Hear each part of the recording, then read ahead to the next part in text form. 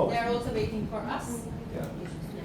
Arkadaşlar biraz beklettik size hakkınızı helal edin. Ne kadardır buradasınız bilmiyorum. İnşallah Benna hocamız anlatacak. Ben de çevirmeye çalışacağım.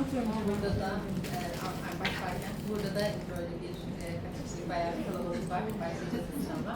Kaç kişi var? Burada 12 kişi var.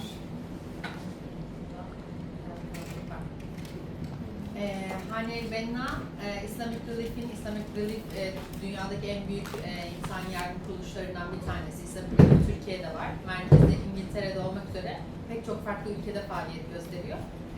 Kendisi de Islamic Relief'in kurucusu olarak hem ümmet adına çalışmalar yapmanın kıymetinden bahsedecek, hem bu kadar büyük hayır işleri nasıl gelişti onlardan bahsedecek. Ben de inşallah çevirmeye çalışacağım. Selam Ustaz. They're all there.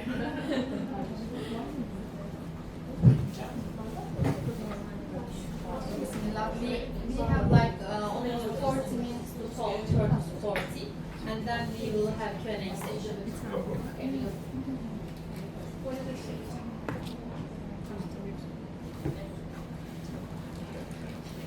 They are all the staff of the organization and the volunteers.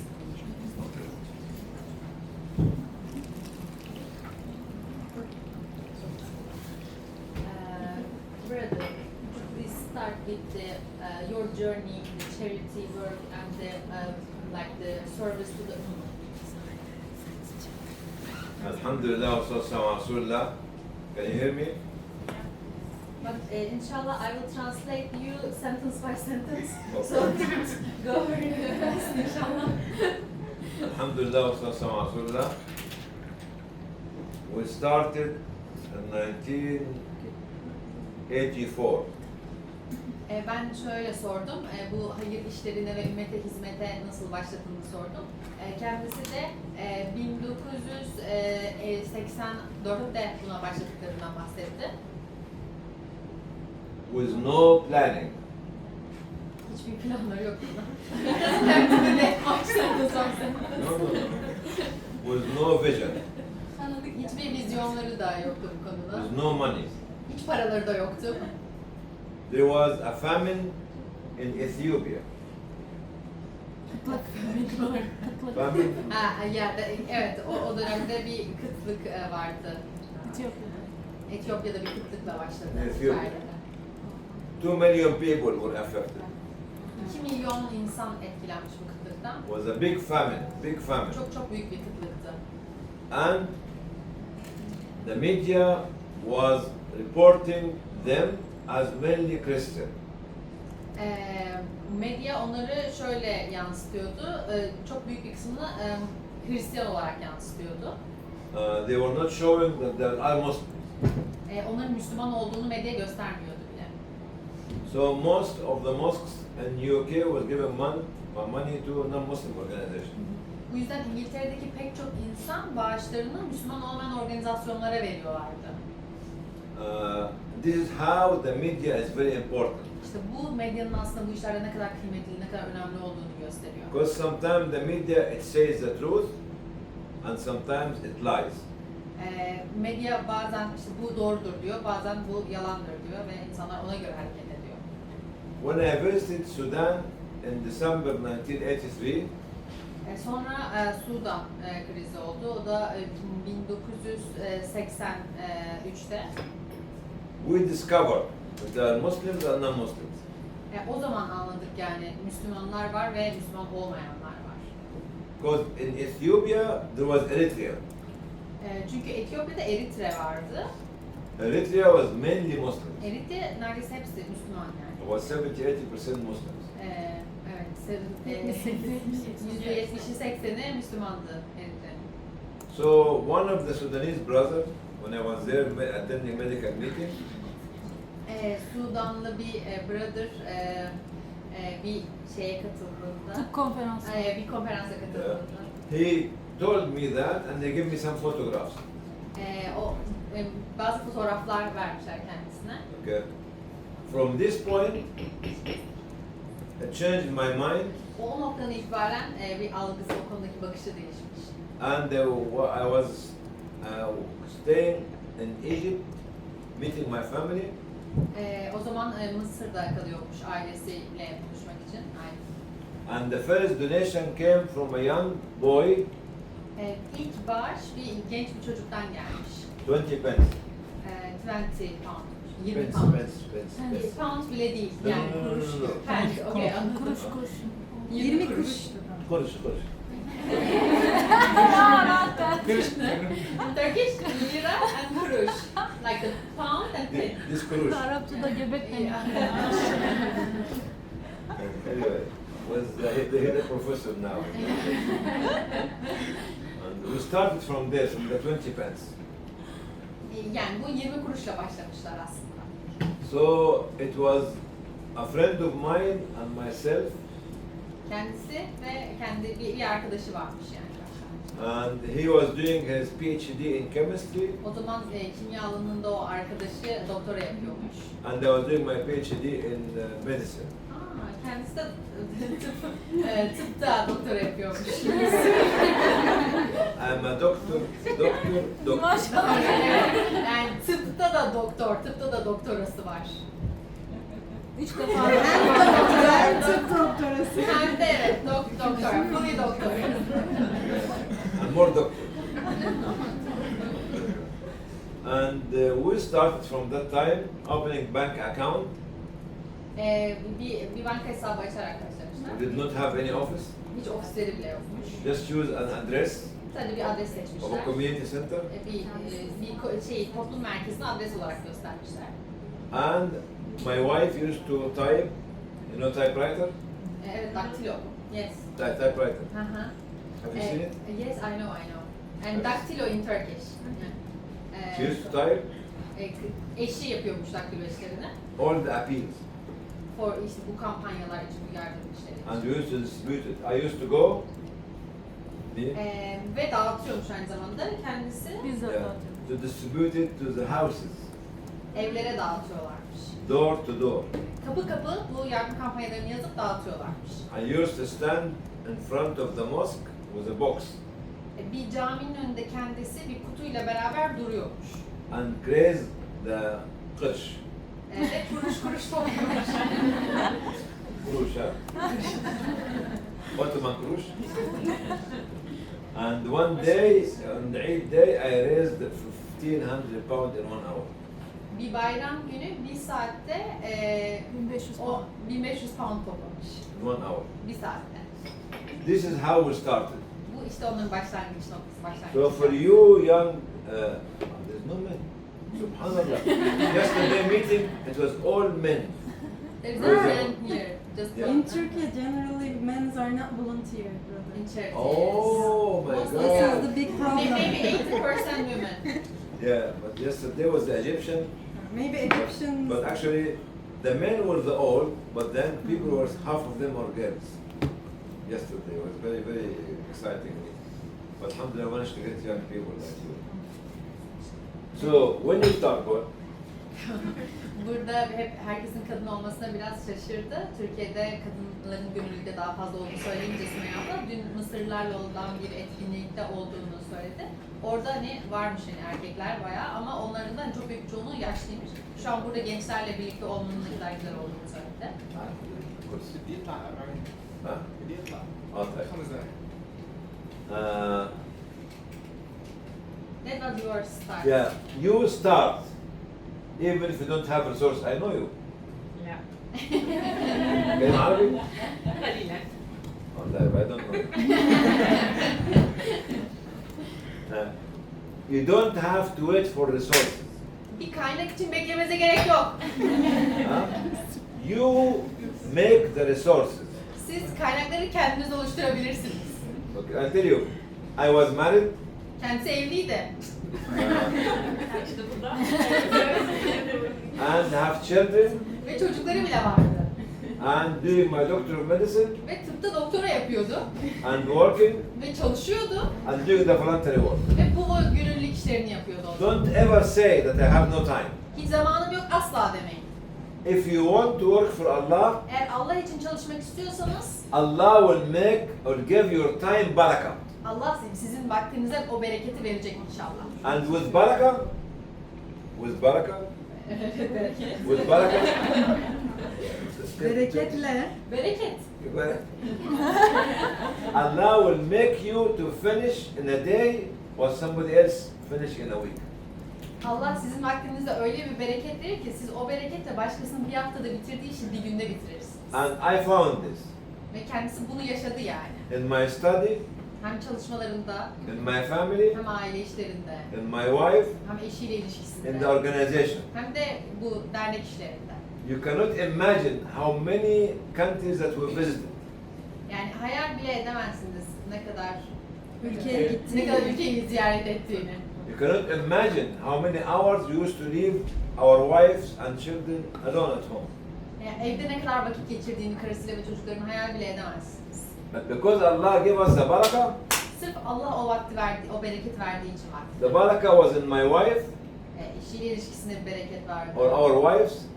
The barakah was in our children, Çocuklarıyla ilişkisinde bir bereket and vardı. the barakah was in the organization. Ve dernek işlerinde, bu hayır And the işlerinde time. vardı. Ve zamanında bereket vardı. It depends on you. Bu size bağlı. You say no, no, no, I have no time. Yok, vaktim yok, Yok, bir yok, şeyler yok, yok, yok, yok, yok. Bahane, no excuse right now. Bahane bulmayın. Once you have, once you clear the intention, Siz önce niyetinizi bir tazeledikten Niyet. sonra you will be able to do miracles. yani mucizeler gerçekleştirebilirsiniz. That's why the difference between Sahaba, Bu Sahabeyle Yes, aramızdaki yes. fark. and us is they have the barakah and they don't have the barakah. yani işte sahabe ile bizim aramızda o yani bak bereket olduğunda ve olmadığındaki farkı görebiliyorsunuz. You know, one day the Prophet ﷺ said, who is أعبد الناس يعني إيه بالإنجليزي? The one who pray for Allah more than anybody else. The one who more believing in Allah. هو من هم أعبد الناس؟ Abudun nas, Most pious. Pious? ibadet eden mi? İbadet, Allah'a yeah. en çok Pious, ibadet pious, eden. عبادة يعني. Allah'a en çok ibadet eden. Yeah. They told the Prophet ﷺ, the companion told them, Sahabe efendilerimiz Peygamber Efendimiz'e sormuşlar. it is the prophets. Onlar da demiş ki işte kim, Peygamber Efendimiz demiş ki kimdir en çok hani ibadet eden? Evet. Onlar da peygamberler demişler. He said no. Efendimiz demiş ki hayır. He said the angels. Melekler mi? He said no. Hayır. Okay. He said the companions. Sahabeler mi? He said no. Hayır. He said who? Kim? Then he told them people believe in me and did not see me. Beni görmeden bana inananlar. The work of them is 50 times as much as the work of you companions. Onların işleri 50 kat sizin sonra. 50 kat, sizin yaptıklarınızdan 50 kat daha kıymetli.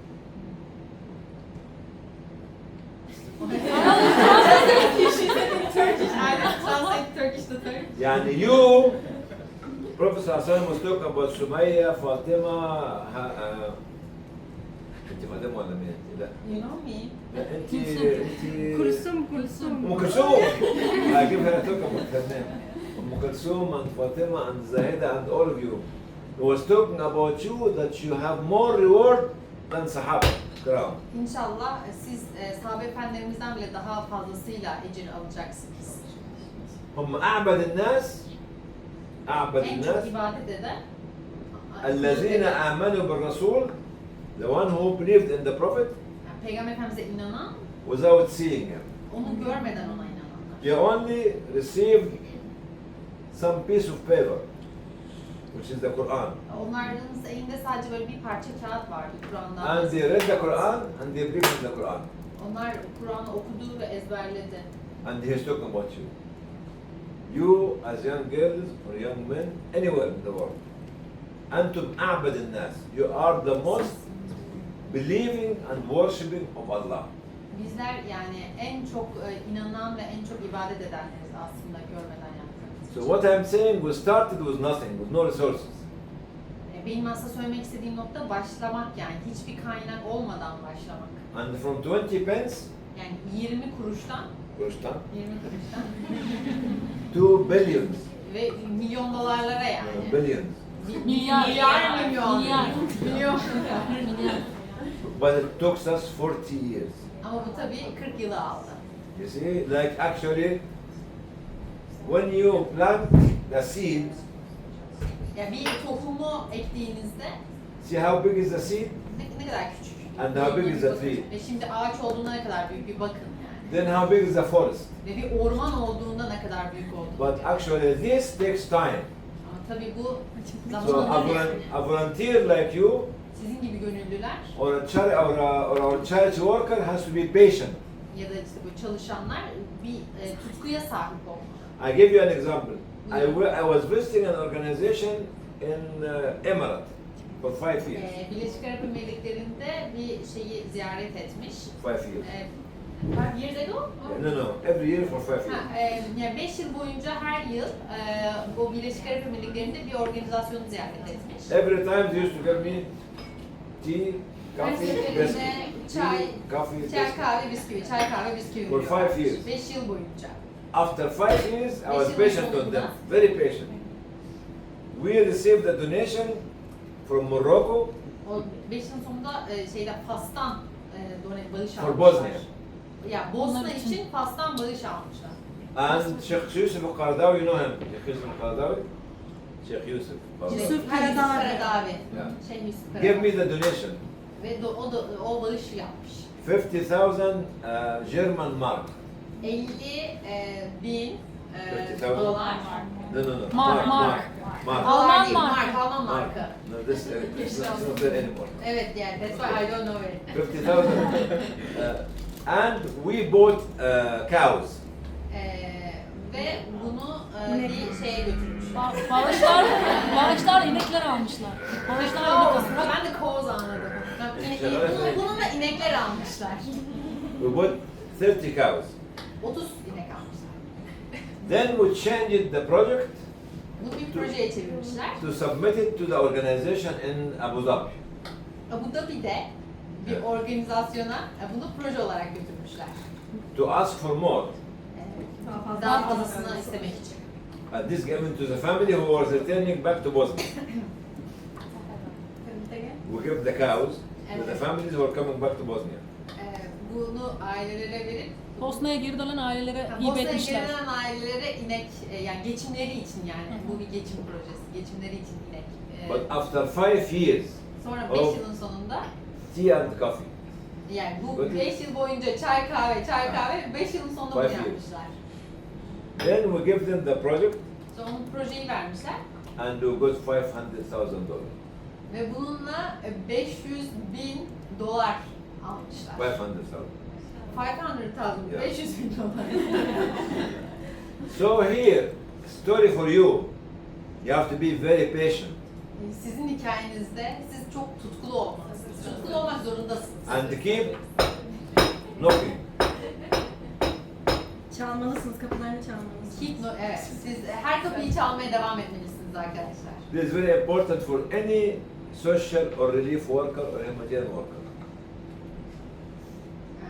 Her türlü sosyal Ya her işlerde. türlü, evet her türlü derneği, sosyal yardım organizasyonunu, vakfı ziyaret etmelisiniz. Hepsinin kapısını çalmalısınız.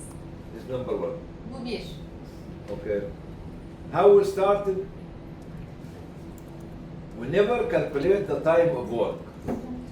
Ne zaman çalıştığınız zamanı hesaplarsanız Nothing called from 9 to 5. 9-5'e olmadığını görürsünüz yani. We go to the office to work. Biz ofiste çalışmaya gidiyoruz. We go to the street to work. Caddelere çalışmaya gidiyoruz. We travel to sokaklara, work. Seyahat ediyoruz çalışmak There is no için. limit.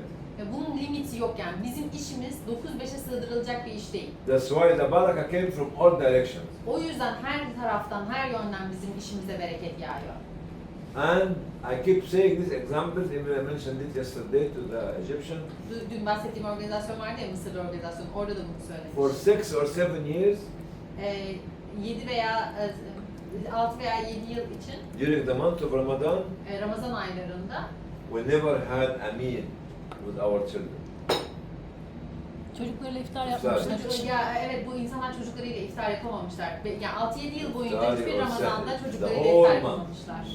From day 1 to Eid.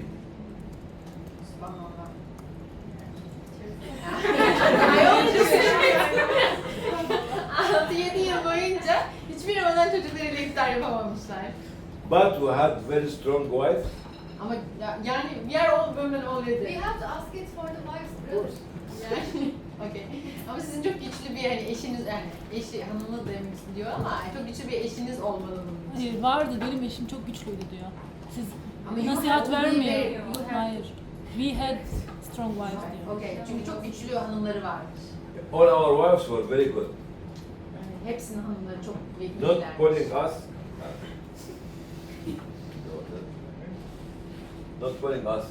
Onları böyle çekiştirmiyorlarmış yakalarını. Pushing out. Onlar böyle çekip işe gönderiyorlarmış. They were happy to be with the children, look after the children, and they were happy to be with the people. Onlar kendi yaptıklarıyla mutlularmış. Onlar da çalışırken çocuklarla beraber olmaktan mutlular. So if you are going to work in social work, Eğer siz de böyle sosyal yardıma gidiyorsanız, you marry the husband, yani bir eşiniz olacak yani bir erkek that he understand you. o sizi anlayacak yani. If you are social worker, Yani eğer böyle bu işlerde çalışan insanlarsa. and the husband will marry somebody like you, Eğer sizin gibi biriyle evleniyorsa bir erkek, who help him. Siz de ona yardım siz edin. de ona evet yani siz de ona Because without you as wives, without you, hanımlar olarak, hanım eşler olarak we cannot succeed. yani olmadan erkekler bunu başaramaz. Or sultana at home, sultana, Sultan. no sultana, you sultana. Evin sultanısınız diyor. Evet, evet, sizler evin sultanısınız. I am sultan. Allah'a Burada in Arabic, in Turkish we don't have this. Sultan. Oh, Yeah, we don't Ben have this. sultan sultana. Evet, Sen we biliyorsun, don't have bu this kadar in Arapça Arabic. biliyorsun. Tamam. Kadın sultana, adam sultan işte. without Kulsum sultana, You are sultan. no, you are Kulsum sultana. Okay, you are making me as sultan as a husband. Kral Diyor kraliçe. ki eş olarak Anladım. Kralı kraliçe kral yapar. Huh? Evet yani aslanı evde aslan bekler. So the success of any one of us is because of you. Yani bir erkeğin bu başarısı sırf hanımından gelir yani. That's why we at that time was very difficult. Less money, O anlar işte hiç çok az para, more work, çok çalışma traveling a lot, ve çok fazla seyahat etme. and leaving young women with children in foreign countries. Ve yabancı ülkelerde kadınları küçük çocuklarla yalnız bırakmak. It was hem very de difficult eşlerinden time. ve çocuklarından From bahsediyor. 84 to 95, from 96, for 12 years. 12 yıl boyunca. That's how we started. İşte bu onların nasıl... Don't ever think that somebody came and gave us millions of pounds. Bir anda kimse onlara böyle milyon dolarlar vermedi yani. We used to collect the penny, Yani kuruş kuruş topladılar. kuruş kuruş. At that time we used to have في الشنطة عندك ورق Versene. At that time we used to have this bags, but not good like this one, plastic one, full of kuruş kuruş.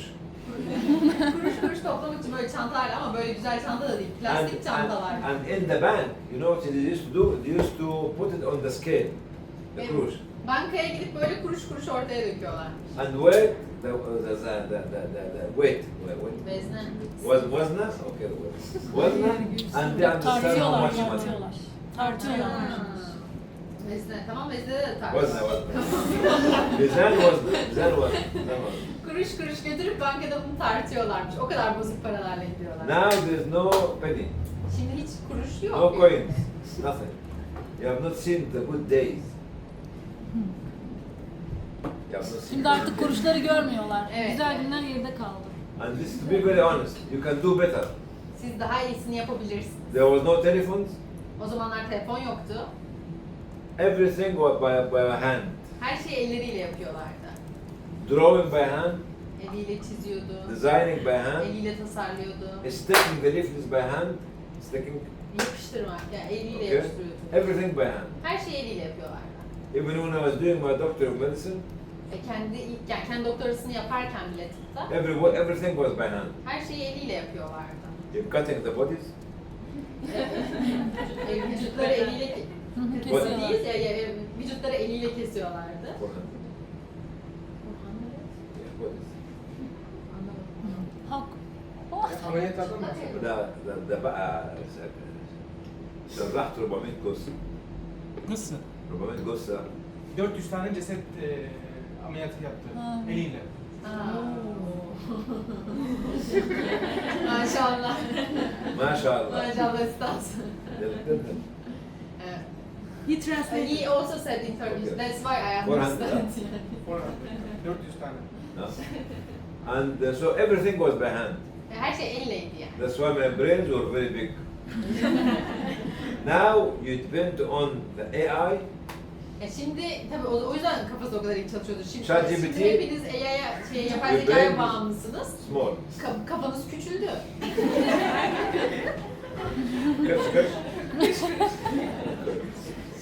Everything was done by hand. O zaman her şey elleydi. That's why. What else you want me to talk about? Ask any question. What? Any question from there? Yeah. Yes. Brother, you mentioned the absence of yours yani. Source. Can we call your wife and ask about her opinion? Our experience during these years. Şimdi ben bir Türkçe de söyle. No problem. Because like to be honest, we really believe in this, but the reality, especially when in our culture, women expected to be at home. Yeah. And we do have like other roles to taking care of the children and like also taking care of the house. So even though we really wanted to be active, like maybe we can get your recommendation on that. So not every woman Just a will. minute. Oh. Ben Türkçe Eşinin de fikrini alalım, hani online arayalım. Biz kadınlar da, aynen, kadınlar da ne kadar aktif olmak istesek de bizim işte sorumluluklarımız var, işte fikrini, tavsiyesini sormak. So, Alhamdulillah, I keep saying this story about how I got married. Bu hikayeyi hep anlatıyormuş. Nasıl böyle güzel bir evliliğe sahip olunur? Married. Mary, Nasıl evlendi? nasıl? How, okay. Nasıl evlendiğini. First, anlatıyormuş. first one was next door neighbor. Kapı komşusu. Love story. Kapı komşusu aşkı. Aşk hikayesi. And not actually, we were actually, yani, we are Neighbor. neighbors. O zamanlar komşularmış. And her mother wants my mother to go and propose her. Annesi gitmiş, kıza söylemiş, demiş böyle böyle bir oğlumuz var. I was still in the Kızın third year. annesi, onun annesiyle konuşmuş. Yok hayır, Yok annesi yok onu hayır, istemiş. öyle bir şey olur mu? And I was in the third year of the university.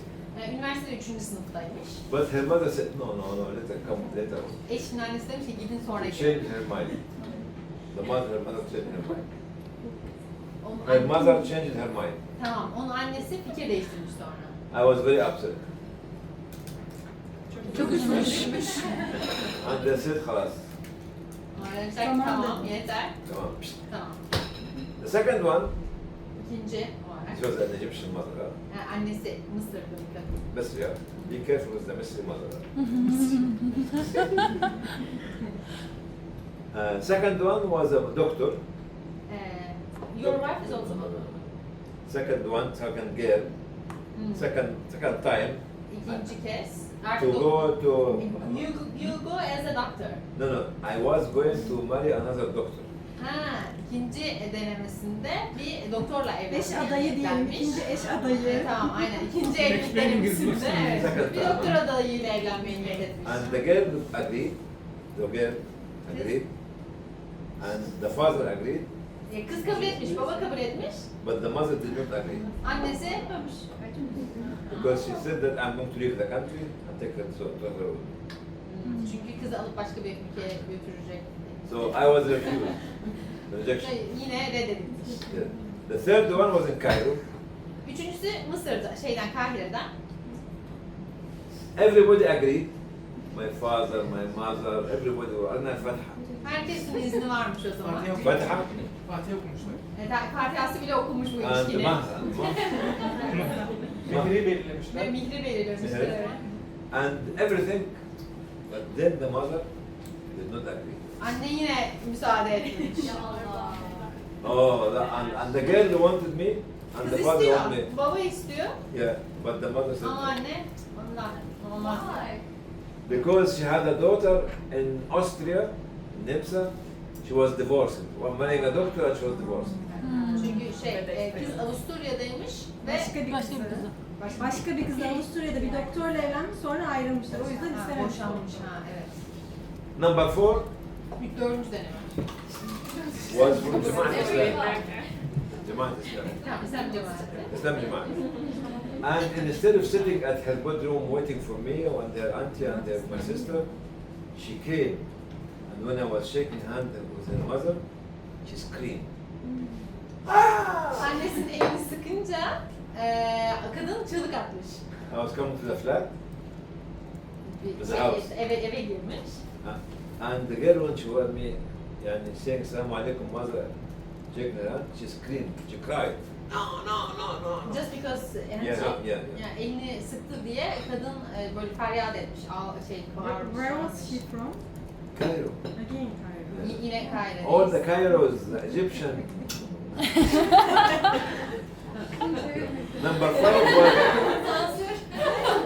Number 5 was that they are half Turkish. Ama şimdi beşinci eşi Eş değil, Beşinci eş adı. eşi yani. Şöyle eşi, beşinci denemede o şu an o eşiyle evli ve yarı Türk hanımefendi. But when you look at the 4 girls and the mothers, you found that they were not suitable for me.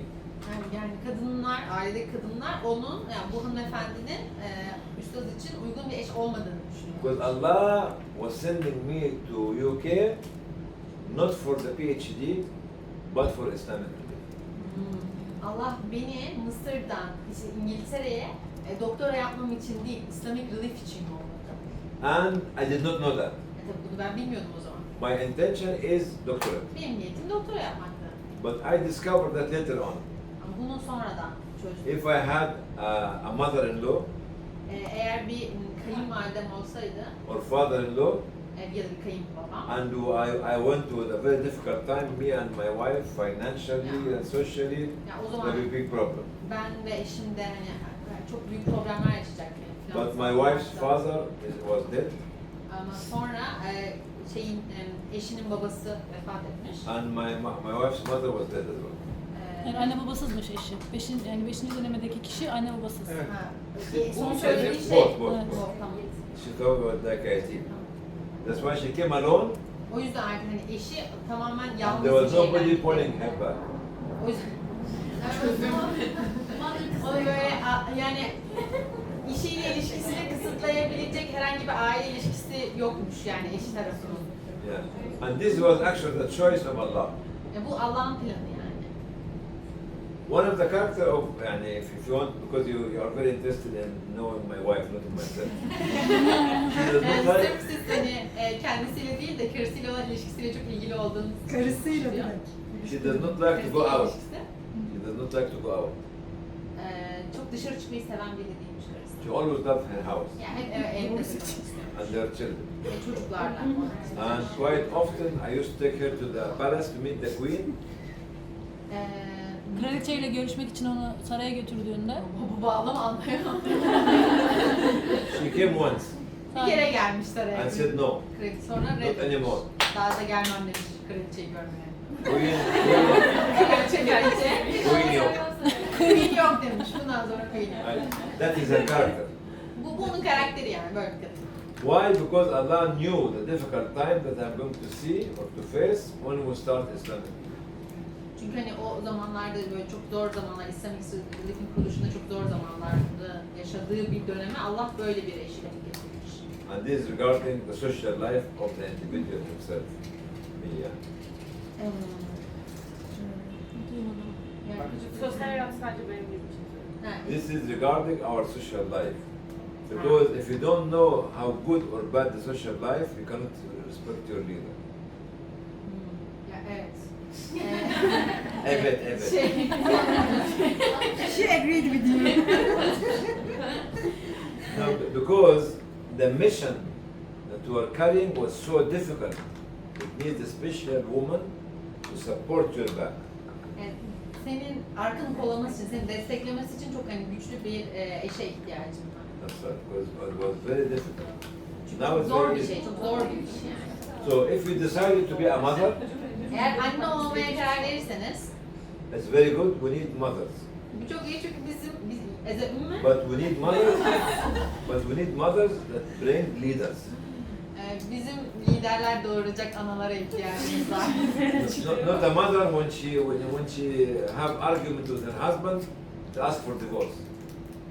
Yani böyle herhangi bir kavgada boşanma isteyecek kadınlara ihtiyaç yok. At that time, and you have to be very patient. You know why, sister? What's your name? Ebrar.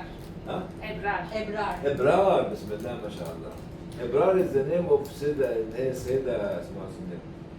إبرار الحصري اللي هي ياسمين الخيام. Kim? Ebrar. إبرار الحصري the other name is ياسمين الخيام. Yeryüzü Very, very famous in here. Ha. I don't know.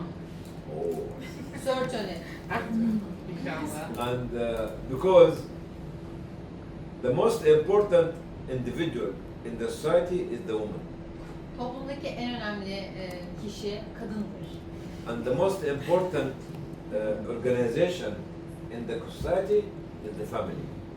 Toplumun en kutsal yapısı ailedir. And if we don't have good families and good children, Eğer iyi aileniz, iyi çocuklar yoksa our country will be over. bizim ülkemiz de yok. As far and the one who will make it happen is you.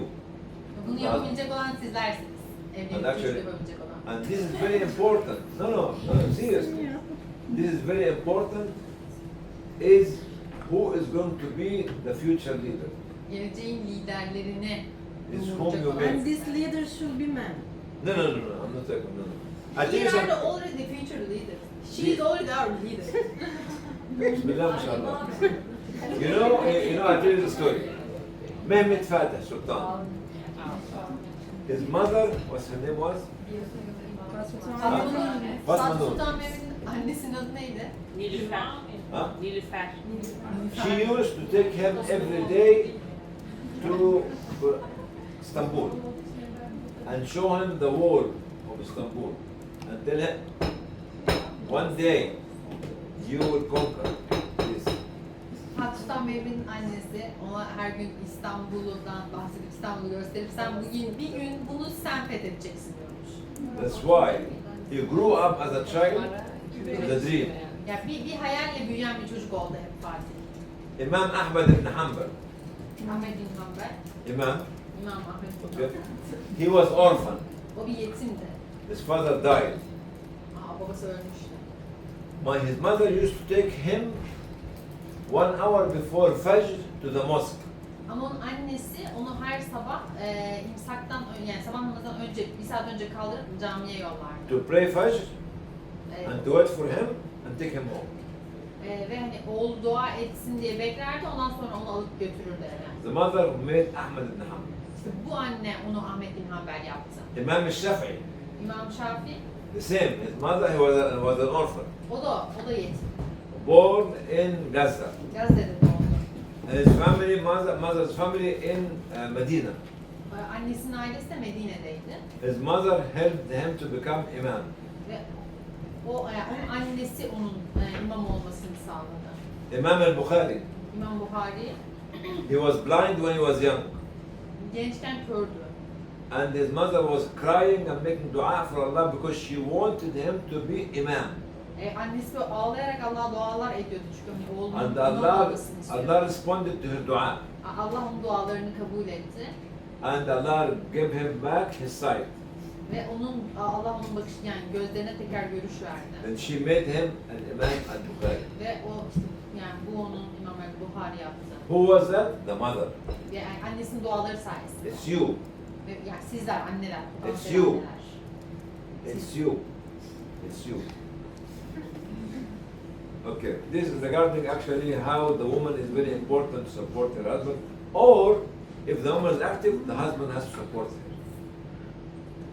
Eğer kadın aktifse onun kocası onu desteklemeli. So you want to start the question or you? Any question? Herhangi bir soru var mı? Is it possible to be two leaders at all? Good? Isn't it possible that two leaders, both wife and husband, is a leader in the same home? No, in the house should be the woman. I mean, like one, if you mentioned, one should be supporter and one Yeah. should be the leader. Yeah. Instead, Both of let them two leader in the leaders. outside, In the house, not in the house. Evde. In the Okay, relationship. in the house is you. Also. Okay? When I come outside, when I come to the house, this is your kingdom. Okay then. Actually, I protect the family from outside. So I'm leader outside the house. That's if you are working there. It has to be understanding between both of us. It's not order, it's not order, it's not order. It's not boom, boom, boom, no. It has to be listening, taking responsibility, understanding. Yani once upon a time, some Merve Hoca şunu sordu. Yani peki bir evde iki lider olamaz mı ikisi de? Hani evin içinde değil ama dışarıda. Üstad da dedi ki bir evin sultanı, yani evde sözü geçen evin lideri kadındır ama dışarıda da aileyi destekleyen, bakan aileye lider olan erkektir. one day a companion, sahabi, Bir gün sahabelerden biri went to Hazrat Umar to complain Hazreti Ömer'e şikayet etmeye gitti. and about his wife. Karısından şikayet etmeye Because his gitti. wife was giving him hard time. Çünkü karısı ona hani zor zamanlar yaşatıyormuş. And they went to the house of Umar Onlar Hazreti Ömer'in evine gitmişler. and they heard Yani duymuşlar. that the wife of Umar was shouting at Umar. Hazreti Ömer'in eşinin Hazreti Ömer'e bağırdığını duymuşlar. And the man was going away. Adam gitmiş. Umar heard that they knocked at the door. Ömer kapının çalındığını duymuş, kapı He sesini opened duymuş. the door, found the man is going. The man was leaving. Adamın Adamın kaçtığını ayrıldığını görmüş o sırada. Come Gel on, gel demiş. what do you want? Ne istiyorsun ya? He said, I came to complain to you about my wife. Ben karımdan şikayet etmeye I geldim. found that your wife is roasting you. Senin karının seni haşladığını duydum. He said, no, no, no. Come. Yok yok yani. So he said to him in a very, very polite way, Çok kibar we bir şekilde leave söyledi. her alone. We leave our wives alone. Biz eşlerimizi yalnız bırakıyoruz. Evet.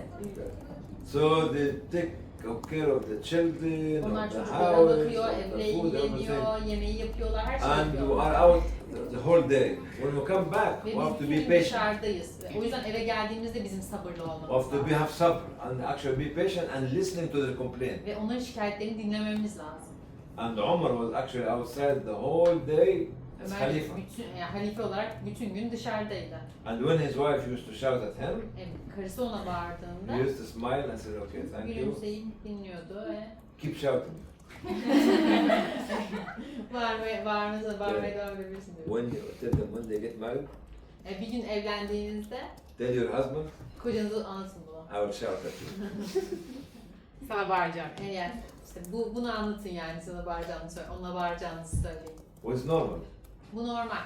No, it's normal. Nothing of us yani is angel. Hiçbirimiz melek değiliz. Benim bir sorum var. She is a question. Şimdi değişen dünyada kadınlar da çok fazla dışarıda ve değişen dünya çok kötü başlamış oldu. Oh my god, I know. It's not Sahabe time right now. We are also in the outside all day. No In problem. Sahabe time also, and there were some women Some women working outside, like Shifa Binta. Shifa in the market. Khadija was also a businesswoman. But And yeah. But I know what you carry on. Yani ve kadınlar çok fazla özellikle bu sosyal sorumluluk projelerinde bulunuyorlar. Erkeklerden daha çok. Especially women are more active in the social work, social charity work, volunteership, more active than the men. Sizin hikayenizde sizi iten biri olmuş ama kadınların itilmesi hakkında ne düşünüyorsunuz? Yani What do you think about the pushing of the women? Who should push the women to be in the volunteership and the charity work and the social work? First of all, we need women to be in the charity work. Önceki bizim ihtiyacımız var. Because kadınların bu most işlerde of the olmasına. refugees, Çünkü göçmenlerin çok büyük bir most çoğunluğu, of the displaced people, evsiz yani yerinde edilmiş pek çok insan. most of them are women and children. Yani genel olarak bu işlerin faydalanıcısı, krizler So we need yönetmeninin you. kadın. Dolayısıyla bizim kadınlara ihtiyacımız But var. also we need you to become a mother as well. Mother? Aynı zamanda anne Anne olmanıza da olmaya ihtiyacımız var. Mother. Is she Turkish? Kurdish. Are you Turkish? Kurdish. Oh. Turkish is not my native language. I'm just translating. تعالي حبيبي انت Yeah, كده. okay, okay. انت Kurdish, like me. So, but also we need you as a mother. Size anne olarak da ihtiyacımız var ayrıca. And we need when you get married, like what the Prophet ﷺ said, you Peygamber marry Efendimiz diyor the ki sana, girl for 4 things. bir kadınla 4 şey için evlenilir. Beauty, Güzelliği, wealth, Malı. parası, malı, family, ailesi, soyu and the status. And the deen. And the ve deen. din, And the imanı. deen. Yani. But he said to him, the one with the deen is more better than anybody else. Ama burada yani din diğer her şeyden daha önemli. Yani bir kadını onun için seçin. And he told you when you want to marry the one with the deen only. If he does not have a deen, don't marry him. Yani evlilik din için. Kadınlar için de şöyle bir şey var. Bir erkeği seçeceğiniz zaman sadece dinine bakın. So to be very honest, Very good it has to be a, what did she say? What you said? Just translated what you because said. she didn't understand. She's Kurdish, huh? That's why you have to, yani, not because the husband is handsome Yani or is rich. adamla evli olduğu için, yakışıklı olduğu için You evleniyor. just excuse yourself for getting somebody who does not pray, does not understand what you want. You have to understand. You and him have to understand the difficult life of a married wife or married couple, like a husband and wife. It's difficult. It's the responsibility is not easy. It's not like you go outside to the cinema, you go to the shopping, you travel for tourism. Once you get the children, there's a responsibility. Yani çocuk doğduğunda zaten sorumluluk. You have to yani agree öncelikle but the farklı responsibility verdiği- is shared by you and him. Sorumluluğun paylaşılması lazım. He has to know that you have some at least 1 or 2 or 3 weeks every day to do some charity work or voluntary work. He has to agree on this before marriage. Yani So when evlenmeden önce bunu kabul etmesi lazım adamın. Yani sen You have to be haftada very ne kadar frank with gideceksin bu işlere. it's not just a love story. Yani sadece öyle bir aşk hikayesiyle evlenilmiyor yani. You know, I tell you something. You know Romeo and Juliet? Romeo ve Juliet'i biliyor musunuz? They died before getting married. Onlar evlenemeden öldü. If they were married, she would have children Eğer evlenseydik kızın çocuğu olacaktı. and she'd clean the house Evi temizleyecek. Yani ev temizleyecekti. and it'd be difficult. But it was a romantic story because just two people, lovely Yani man. bu romantik bir hikaye anlatınca tabii böyle şey görünüyor, güzel görünüyor ama evlenseler, kavuşsalardı kız çocuk büyüyecekti. During engagement is romantic. Yani nişanlılık tabii romantiktir. After marriage is not romantic. Evlilikten sonrası, düğünden sonra hiç romantik değil. It is difficult. Zorluk başlıyor. So here you have to, both of you have to be very clear. İkiniz de böyle kafasının çok net olması lazım bu konularda. If you are one of the social workers, Yani you have to understand Yani eğer sen sosyal çalışmacıysan, dernekçiysen adamın bunu anlaması lazım. from the very beginning, Yani başından bunu anlaşması and lazım. vice versa. Vice versa. So be very frank from the beginning. Çok açık oldu. Başından anlaşmamız lazım. Because as I said to you, we need women to help women in the refuge. Çünkü benim de az önce de söylediğim gibi diyor, Burada bizim bu orphan işlerde and- kadınlara ihtiyacımız var. Yetimlere, göçmenlere yardım etmesi için. But you have to keep, also to stabilize the family. Ama bir yandan da tabii aileyi ayakta tutmaya devam etmemiz gerekiyor. And inshallah next year I want all of you to get married. İnşallah seneye hepinizi evli görmek istiyorum. All of you. Hepinizi. One day, one day. One day. All of them on same day. Same day. Bir gün işte yani. Hayır, hepiniz aynı günde Kapı evlenin. nikahı diyor. Çok kötü. That much impossible I can't. So, Bismillah. Any question? Online'da yok mu? Online'a da soralım var mı? Evet arkadaşlar sorusu olan var mı? Üstad'a sorabileceğimiz. Evlilik dışı. Evet biraz daha işlerle, sosyal yardımla, hayır işleriyle de ilgili olabilir. Hasretim sen de o sorularda. Bir şey yok mu arkadaşlar? Chat'e bakayım. Müslümanlar olarak hayır ilişkileri konusunda birleşebilmek mümkün mü? Ustaz, a question from the Zoom. Yes. She's asking that is it even possible that there are lots of Muslim unions, but being a union in the same umbrella for the charity work? We have tried this, but it's difficult. Bunu denemişler ama bu zor. We are in UK have something called Muslim Charities Forum. Yani onlar zaten İngiltere'de Muslim Charities Forum adında böyle bir bir union, bir Müslüman birlik- STK'lar Birliği. bir birlik But kurmuşlar. it's not unions. Bu bir Not union. And each organization is independent. Yani ama burada tabii bütün dernekler, bütün Müslüman charity'ler Federasyon bağımsız değiller. birbirinden. But coordinating together. Ama birbirleriyle koordineli olarak hareket ediyor. Yani making partnership together. Bir partnerlik yapıyorlar beraber. I'm sure, but difficult, very difficult. Huh? Federasyon. Federasyonlar. Federation. So it's very difficult to make a union because organization would not accept it. Ama yani bir çatı altında toplanmak zor çünkü dernekler, vakıflar bunu kabul etmiyorlar. Maalesef. İba. Sister Fatima? Mr. Fatima, any question? He pointed Fatima as Or Marwa? Forumda soranlar vardı, birkaç soranları söylemek isterseniz. olur. Sizce günümüzde insani yardım alanında en büyük tehdit ya da zorluk nedir ve bu zorluğa karşı Müslüman toplumların sorumluluğu ne olmalıdır? Bizler nasıl kalkındıralım bu bilinci? Teşekkür ederim. İstersen sen de. That's a question. What's the biggest threat for the Muslim charities right now, and what kind of difficulties there are, and what we can do for this? What's her name? Hasret question. What's her name? Hasret. İdrar da olur. Hasret. Hasret. Hasret. Hasra. Asr. Hasra. In Arabic, يعني hasra. حسرة. Hasret. عسر يعني يحس عليك؟ يعني ben Missing this. نعم. o nefs المعنى نفس المعنى Okay. Soruyu duyamadık biz yalnız.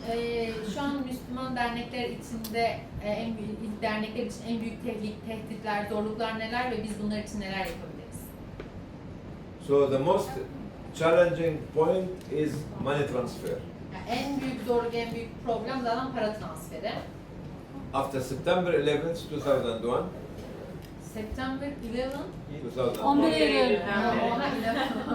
Oha, 11 Eylül'den sonra zaten Müslümanlar için pek çok şey çok the bank zorlaştı. started to strangle all the Muslim charities.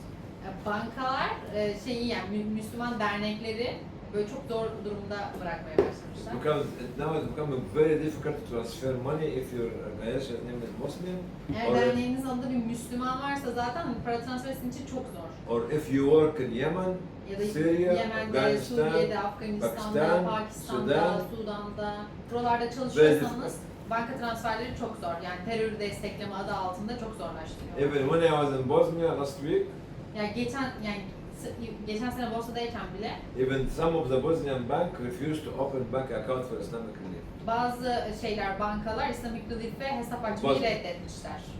Bosna'da Even bile. in Switzerland, we struggled for a İsviçre'de year. bile yani bir sene uğraşmışlar.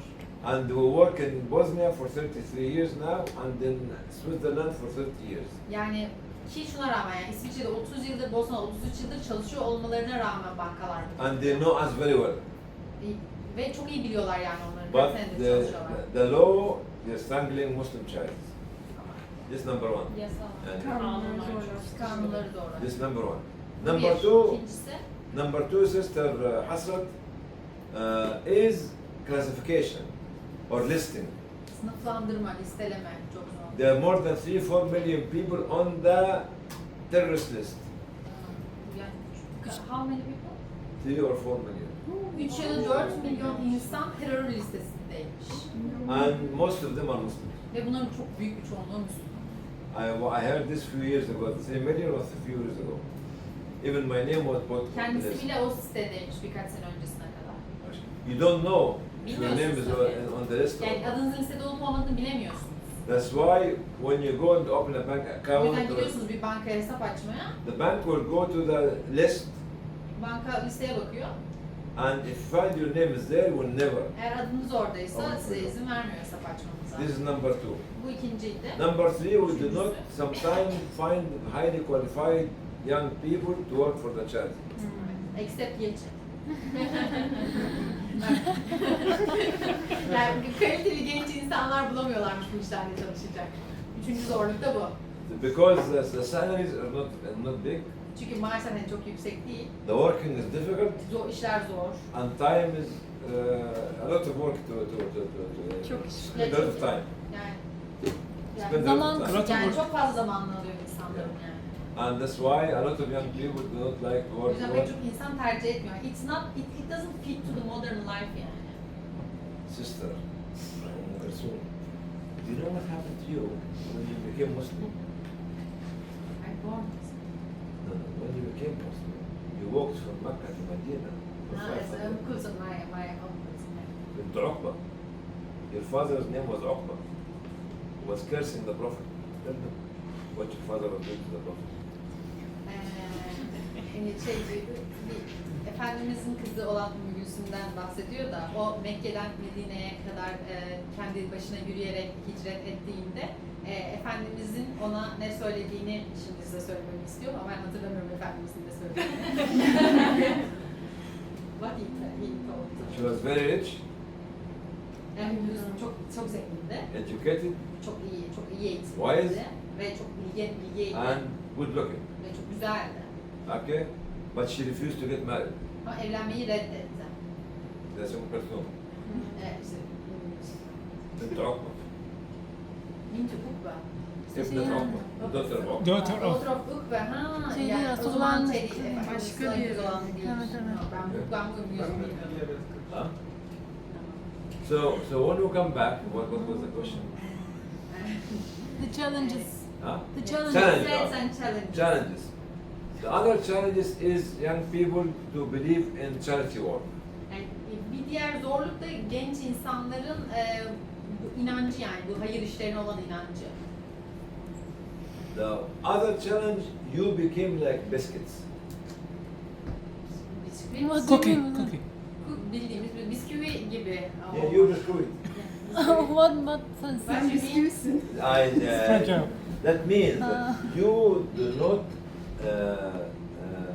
you cannot Handle.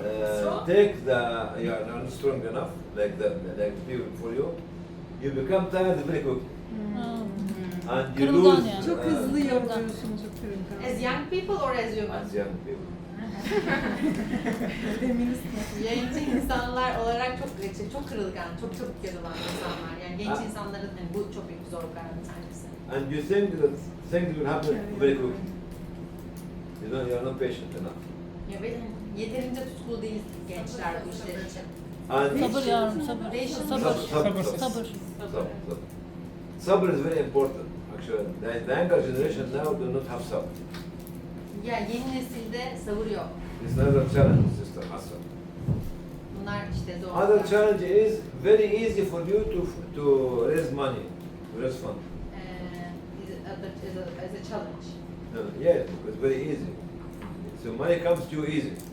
Yani bir diğer zorluk da para bize kolay bir şekilde geliyor. Yani bir para toplamak, bağış toplamak It's zor. not like us. Kolay yani.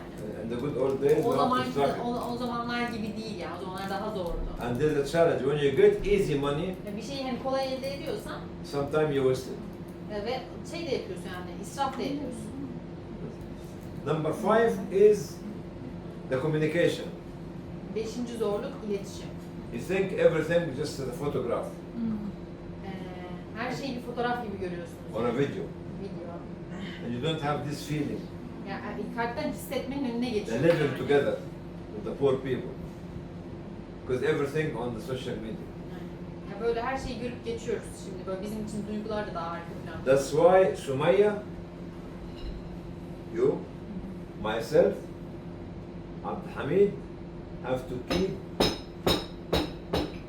making tarbiyah to the younger people.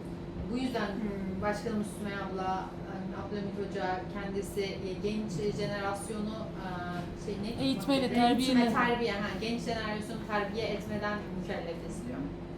Yetiştirmekten aslında.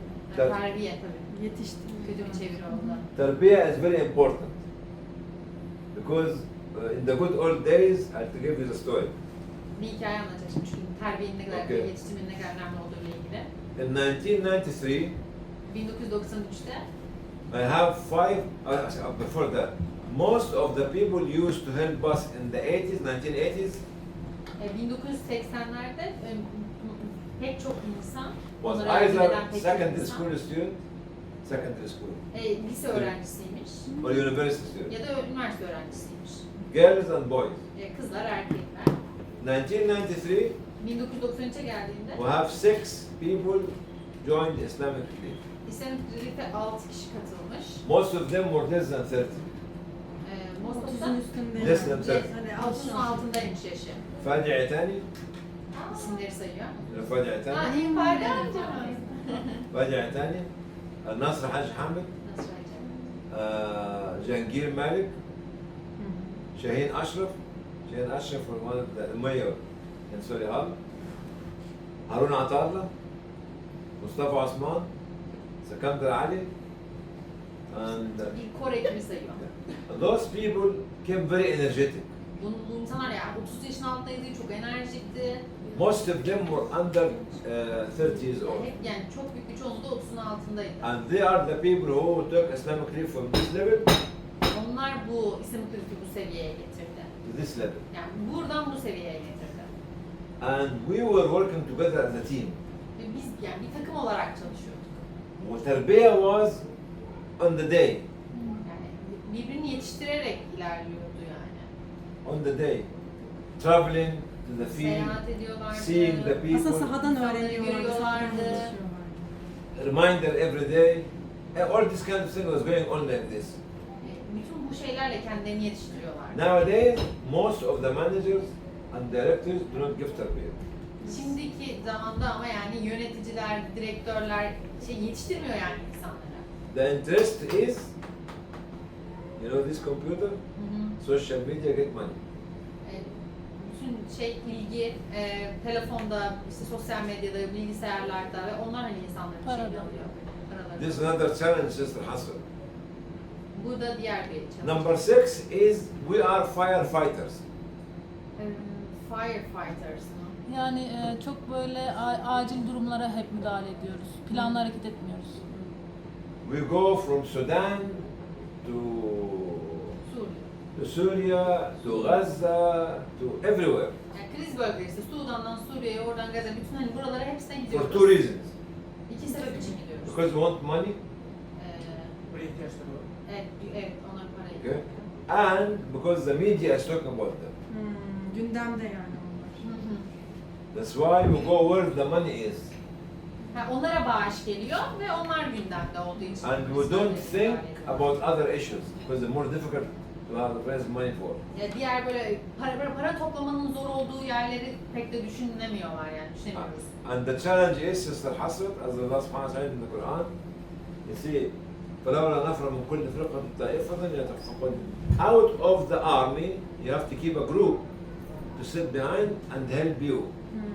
Ordunun dışında bir ayete referans var da ordunun dışında bir grup tutmalısın ki böyle ekibi oradan yönetsin. Arkadan takip arkadan To desteklesin. think, to think for you. Nowadays, we don't do this. Şimdi bunu Everybody yapmıyoruz yani. go out to bring money. Herkes böyle para götürüyor. This is number 6. Number 7, we do not invest in research studies. Bir diğer challenge'da, zorlukta biz araştırmaya yatırım yapmıyoruz. And who is making the research? The non-Muslims. Yani gavurlar yapıyor yani So they araştırma. make the policy. So, A slang word in Turkish is. okay. For the non-Muslims. Okay. So what we say actually, they make the policy and we follow the policy. Onlar politikayı yapıyor, biz o politikayı takip etmek But we zorundayız. don't make policy. Ama biz politikayı biz yapmıyoruz. We don't produce papers. Biz araştırma ortaya koymuyoruz. We don't produce leaders. Biz lider ortaya koymuyoruz. That's why it's very difficult nowadays, Sister Hasrat, to keep following policies of others. Ve işte en büyük zorluklarımızdan biri de başkasının diğerlerinin şeylerini takip etmek. You have politikalarını. to make a policy that others will follow.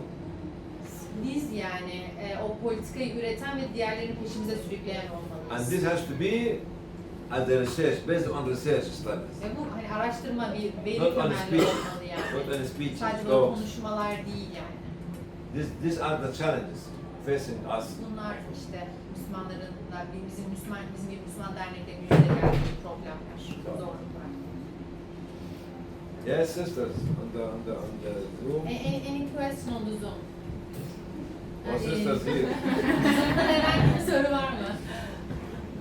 Bir soru görüyorum. Müslümanlar olarak dünyadaki krizleri bitirmek için insani yardım sektörünü yeterli buluyor mu? Çözümün diğer adımını ne görüyor? Çünkü şu an Gazze'ye yardım bile girmiyor. Gazze'ye yardım sokuyoruz. Müslümanlar olarak dünyadaki krizleri bitirmek için insani okay, she asking that do you think that this sector, humanitarian sector, is the sector enough for to solve the crisis in the world? No. The humanitarian sector will have. Oh. This one.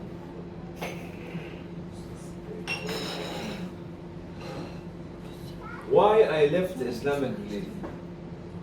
Ask me. Why I left the Islamic belief? Neden İslam'dan ayrıldı? Because I have been doing humanitarian work for 24 years.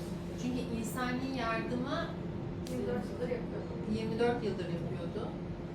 When I became president of Islamic Relief, İslamik Ülke'nin başkanı olduğunda I had more time to travel, daha çok zaman vardı to meet people, insanlarla buluşmak, to seyahat understand etmek, other things. başka şeyleri anlamak için daha çok zaman vardı. I found that we have to do something else beyond the relief. Yardımın ötesinde bir şey yapması gerektiğini anladı. Advocacy, Savunuculuk, policy, politika üretmek, politics, economy, ekonomi, all these kind of things. bütün bu Humanitarian work is the basics. İnsani yardım temel seviyede bir şey. It's the first step. İlk adım, ilk basamak. Okay? But people don't want to leave it. Ama insanlar ondan ayrılmak istemiyor yani. Well, you know why? Neden Because the bu? mission Because it's very easy to Çünkü get. çok kolay yani, kolay bir şey insani. People don't want to do the lobbying, İnsanlar böyle lobi yapmak istemiyor, lobi the çalışmak. human rights, İnsan haklarını savunmak istemiyor. the research, Araştırma yapmak istemiyor. the policies, Politika üretmek the istemiyor. empowerment, Güçlendirme istemiyor. the building leadership. Yani lider yetiştirmek It's istemiyor. very difficult. Çünkü bunlar çok zor. And what I'm talking to you at the moment, Ama size şunu söylüyorum şu anda. I have a dream of having people like you that I can train them myself. Benim bir hayalim var. Sizin gibi İnsanlar tarafından eğitilmek. To pass my knowledge to them. benim geçmişten gelen bilgimi aktarabileceğim. Because haram that somebody has 43 years of work and social work and does not pass it to anybody else. Çünkü hani benim bu geçmişten gelen bu tecrübemi aktarmamayı haram görüyorum diyor yani. That's why when Sumaya told me come, O yüzden Sümeyye beni çağırdığında Sumaya Sultana. Evet. Neyse. أنا عملت neyse. I will make you Sultana. Halima Sultana, Hayma Sultana, Sumaya Sultana.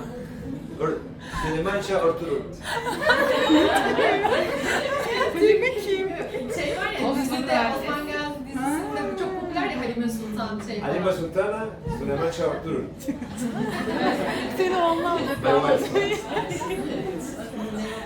Belki Merita'ysa. Halima Sultana married to Süleyman Şah Orturut. Oh.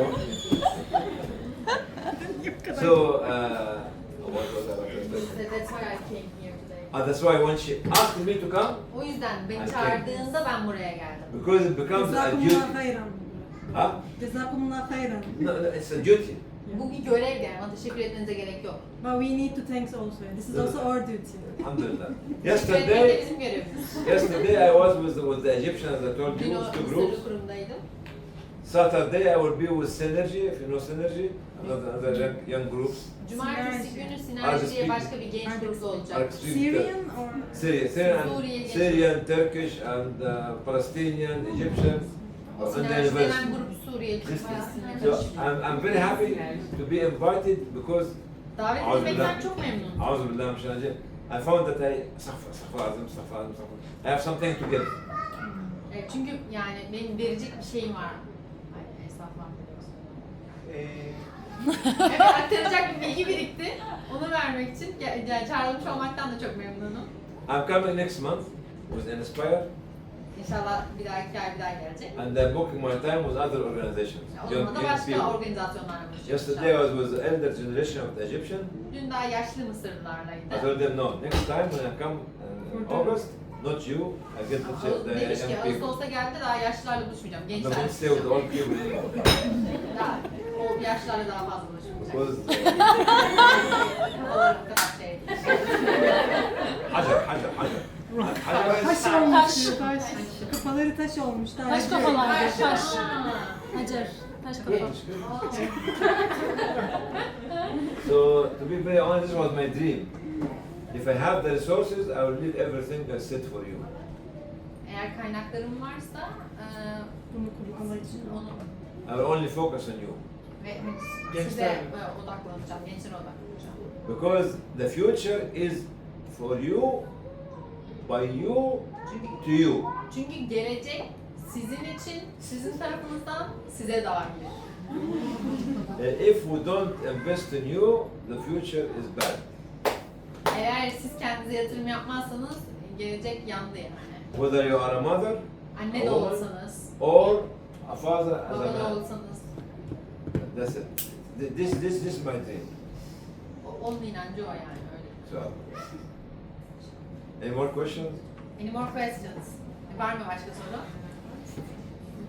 Amine Hoca'dan bir soru var. Son soruları mı alalım? Yok yok, yorulduysan yer değiştirelim dedim. Ha. Merhabalar. Merhaba hocam. Ben şunu sormak istiyorum. Türkiye'de bir planı var mı? Hocam Yani- şimdi söyledi. Nasıl bir plandan bahsediyorsun? Dedi ki işte yarın hafta sonu başka bir yere gideceğim, bir dahaki ay bir daha geleceğim.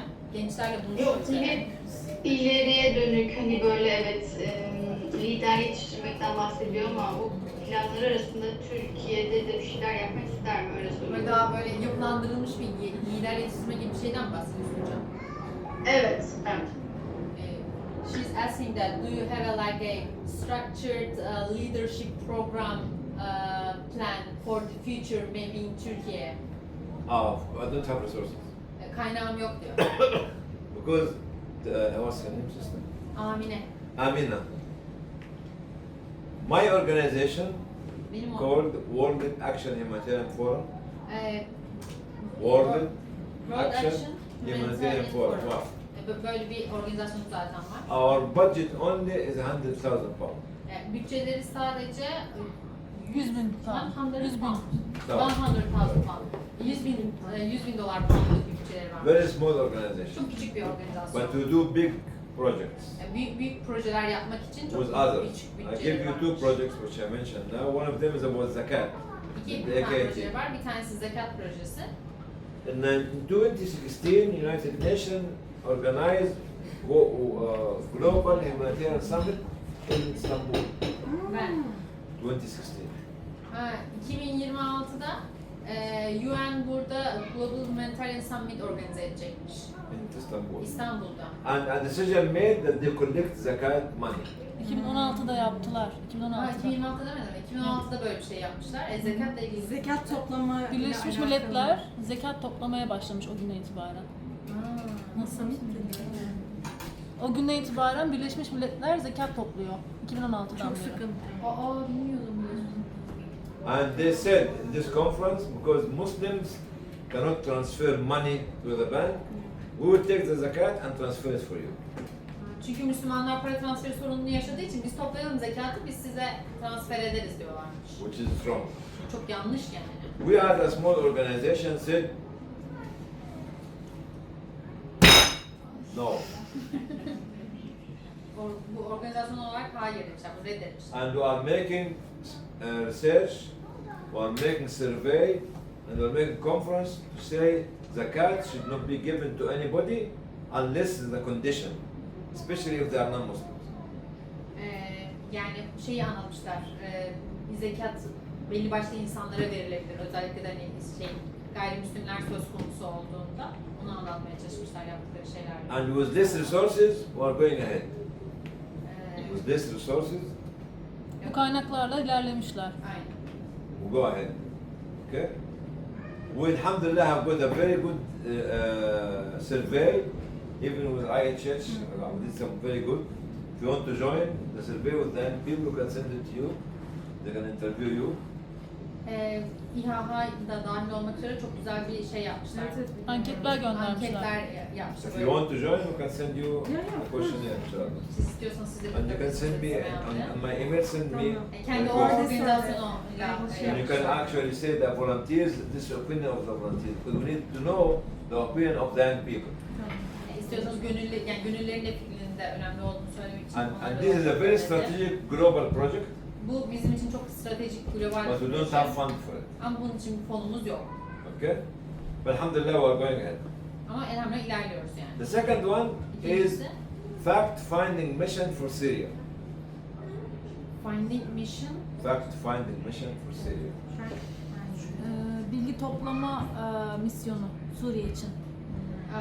Your second biggest project in your Yeah. organization. Organizasyonlarındaki ikinci büyük proje de Suriye için bilgi toplama şeyi, Okay. projesi. So make consultation in different cities. Farklı şehirlerde danışmanlık yapıyorlarmış. Damascus, Şam'da, Aleppo, Halep'te, Hama, Hama'da, what is that? Hims. Hums'ta, لا الزقية يعني Latakya.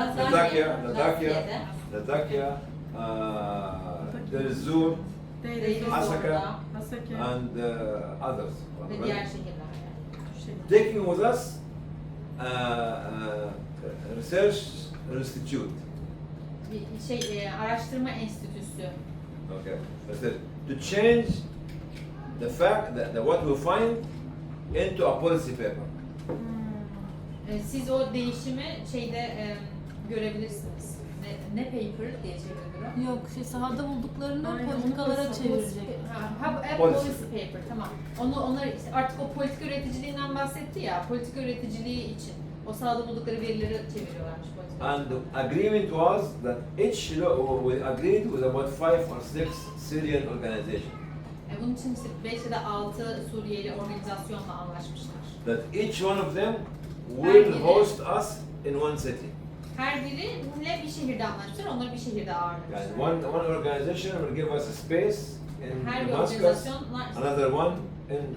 So it will cost me a ticket and maybe some cash, and very small amount, but not the whole trip. yani bütün bu gezi için de kendisinin mi çok harcıyor? Sadece uçak bileti bana kalmış oluyor. Bu STK'lar ona yardım ediyor geri kalan Because each masrafları. organization will be responsible for one city.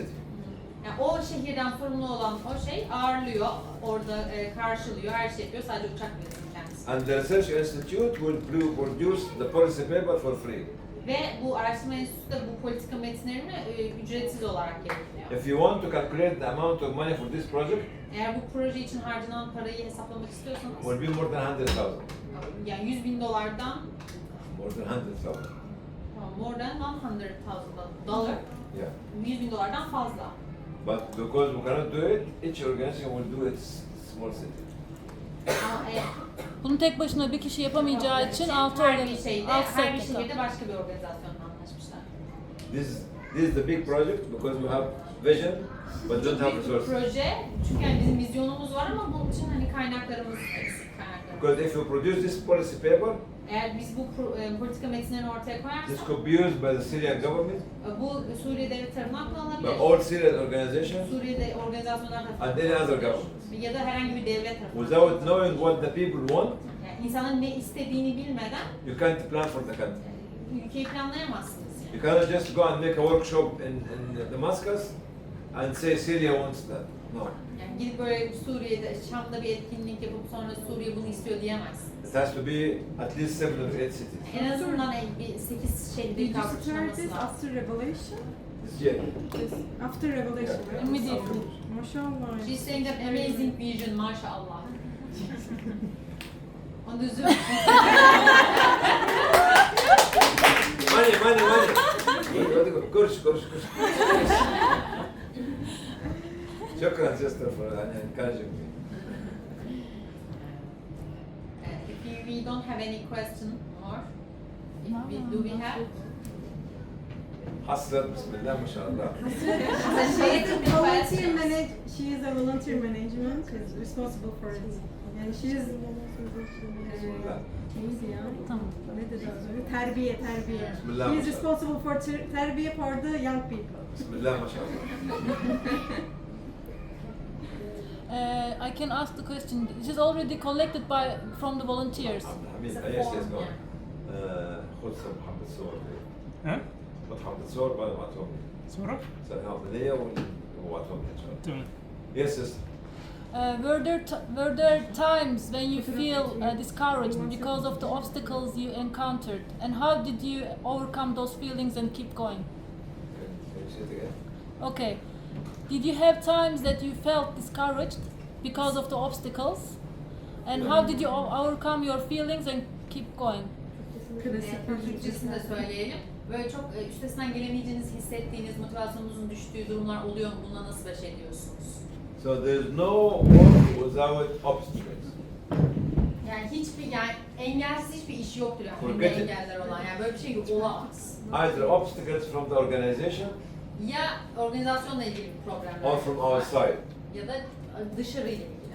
From our side could be the money, Yani bizim işlerimizde para olabilir. could be the people making rumors about you, Sizin hakkınızda dedikodular yapan insanlar olabilir. could be a new law to stop you working. İşinizi Euro. durduran, engel olan insanlar olabilir. Could be one of your staff have done something bad in certain area, and the media is about you. Medyada hakkınızda çıkan şeyler olabilir. Could be some governments hate the organization. Sizin organizasyonunuzdan nefret eden devletler olabilir. Okay. Could be I do a mistake Ben hata yapabilirim. or anybody does a mistake. Ya da işte ekipten biri hata yapabilir. Like if we remember Haiti. Eğer biz de Haiti'yi hatırlarsak, What Haiti? Which year, brother? Like 2010 or what? 2008, Haiti. I think. Okay, something 2010. Haiti krizi oldu 2008. One of the organization, international organization, office in Haiti was a place for da'ara, Dara, Prostitution. prostitution. bir şeyde It was. Haiti'de bir ofis, genel ev olarak kullanılan bir ofis varmış. And it was discovered. Bu fark edilmiş. It was big scandal. Çok büyük bir skandal bu yani. And the United Nations and all the organization changed all the policy, Ya işte BM falan bütün politikaları değiştirmiş. which you can now call it safeguarding. Ve işte hani bu Safeguarding. ne diye çeviriyoruz? Safeguarding came after this prostitution. Safeguarding policies yani bu insanlarla kullanılan koruma politikaları diyelim. Koruma politikaları da hani bu olaydan sonra gelmiş. Because of this, because when Haiti is far away, nobody can see them, they can Çünkü do hani that. Haiti çok uzak, hani kimsenin de görmediği, bilmediği bir yer. Böyle büyük bir skandal olmuş yani. So you have, if you want to succeed, Sister Hassan, about Eğer başarmak istiyorsanız nasıl? focus on the objective. Hedefe odaklanmak lazım. Somebody stops you, but your eye is on the team. Senin durdurmak isteyecekler ama senin gözün o yetimde olacak. Somebody shout at you, Bir sana bağıracak ama but your eye is on the team. senin gözlerin o yetimde olacak. Because if you lose Eğer gözünü kaybedersen, looking at the objective, amaca bakmayı kaybedersen you will lose your way. yolunu kaybedersin. So keep focusing Yani odağını koru yani. on the people, Bu gençlere, bu yetimlere, insanlara not on bakmayı how people can stop you. O zaman yani insanlar seni That's why you have to find the way İşte böyle yol bulursun. to bypass them, Onları böyle geçmek için böyle bir yol to reach the bulursun. people Yetimleri bulmak that you want için. to help. Yani yardım etmek istediğin But insanlar. to be very honest, okay, when it happens, we used to sit down and think. Then after thinking, find the solution. Bunlar olduğunda oturup düşünürsünüz, oturup düşündüğünüzde de sonuca ulaşırsınız. Without thinking, Sister Hassan, you will not find the solution. Yani düşünmeden bir sonuç bulamazsın yani. Çözüm bulamazsın. We have faced these challenges. Yani September 11th, Islamophobia, Islamization, talking about Muslim women, all this, we have been seeing it for the last 43 years. Yani son 43 senede yani çok fazla engelle, çok fazla dış faktörle şey yapmış, yüz yüze gelmiş, karşılaşmış. That's why you have to have thick skin. Senin o yüzden kalın bir şeyin olacak yani. When somebody stab you, Biri sana böyle şey yapmak istediğinde smile. güleceksin. I was sitting with an Egyptian farmer Ben bir işte Mısırlı bir tarımcının and he was actually sitting like this. yan yana oturuyorlar şöyle çiftçiyle. And while he was sitting, putting his leg like this, Böyle oturmasının sebebi he was scratching his feet. ayağın altını kaşıyormuş. He found something there. Ve orada bir şey bulmuş yani. He pulled it out. Alıp atmış onu. It was a nail. İğneymiş. Yok şey ya, çivi. Ha. Çivi. Çivi. Bir çiviyi vermiş. Because he has thick skin, O kadar derisi kalın ki he not feel it. çivi olduğunu yani çiviyi çıkarıp atmış ayağından yani. He just took it out and threw it. Because he has thick skin. Because the Derisi farmers kalın in yani. Egypt used to Çünkü not to Mısır- wear anything in the farm. Mısır'ın çiftçileri ayağına bir şey giymezmiş yani zaten. No shoes, çalışırken. no slipper, nothing. Hiçbir şey giymezmiş, öyle derileri kalınlaşmış. So the skin was very thick. Öyle You have to have a thick skin. Yani sizin de deriniz kalın olmalı. You have to have a cold blood. Soğukkanlı olmalısınız. You have to be calm. Cool olmalısınız yani. You have to smile. Gülüp geçmelisiniz. You have to contain your anger Öfkenizi tutmalısınız. to make them angry. Onları sinirlendirmek için. Once you do this, Siz bir kere bunu yaptığınızda everybody will be upset because he does not let you to fall down.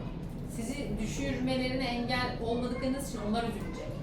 That's why you have to train yourself to control yourself. İşte bu sizin nasıl kendinizi aynen train'i biliyorsunuz artık. Keep training yourself. Evet, kendi üzerinizde çalışmaya devam edin. So being thick skin is very important. Kalın derili olmak önemli. But keep focusing on what you want to do. Ama ne istediğinize odaklanmaya devam etmeniz lazım. Don't lose it. Bakışınızı kaybetmeyin, odağınızı kaybetmeyin. If you are playing football, Eğer futbol oynuyorsanız, this is the goal. yani kale belli. Keep shooting inside the goal, Kaleye atacaksın. not outside. Dışarı değil yani, taca atma. If you want to score the goal, Gol atmak istiyorsan inside the goal, kaleyi hedefle. not outside. Dışarıyı değil. Yeah, that's right. Any other questions, sisters? Anything else? Don't have, I guess. Okay. Thank you so much. Can I take some brother. photographs of the For sure, sisters? for sure. Huh? Yeah. Where's your husband gone? Working as usual. Anas, come and take some photographs. He got inspired Yeah. too much and go to the work.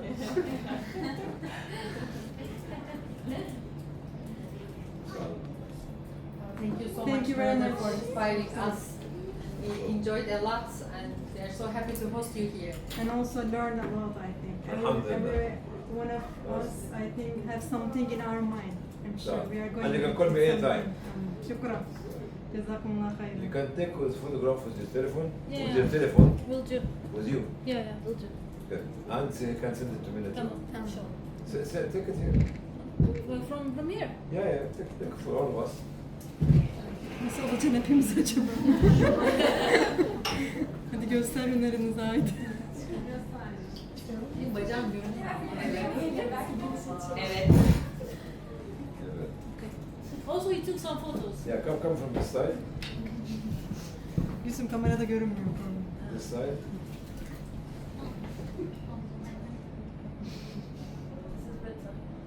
You go from the back. Good director in many senses.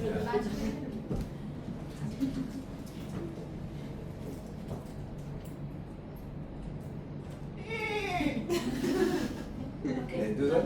No. Sen yapabilir misin? Ha, No, what?